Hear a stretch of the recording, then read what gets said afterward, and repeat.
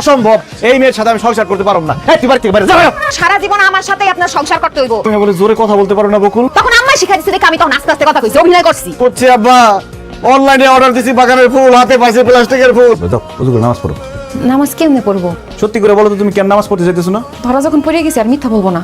আমি না নামাজের নিয়ম কানুন সূরা কিরাত কিছু পারি না।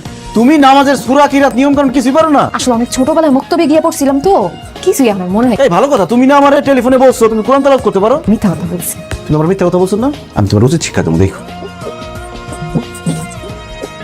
এই দাঁড়ান তো, এত সকালে আমার আপনি কই নিয়ে যাইতাছেন? কোথায় যাইতেছি গেলে বুঝতে পারবো। আসো। আসসালামু আলাইকুম মৌলভী সাহেব। ওয়ালাইকুম সালাম। এই তুমি দাঁড়াইছো কেন? বসো।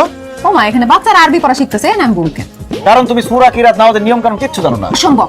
এই বয়সে আমি বাচ্চাদের সাথে বসে আরবি পড়া শিখতে পারবো না। বিয়ার আগে তুমি কোরআন তেলাওয়াত শিখো না কেন? তখন দুষ্টুমি ফাজলামি করে সময় কাটাইছি। বিয়ার আগে দুষ্টামি ফাজলামি করে সময় পার করছো, এখন বিয়ার পরে সময়টা কাজে লাগাও। আমি পারবো না। পড়তে তোমার বই।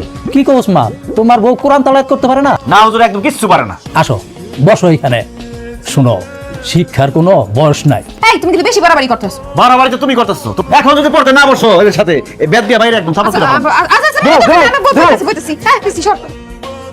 তুমি কোনো চিন্তা করো না উসমা, তোমার বউ পড়াশোনা না করলে কিভাবে টাইট দাম লাগে সেটা আমি খুব ভালো করে জানি।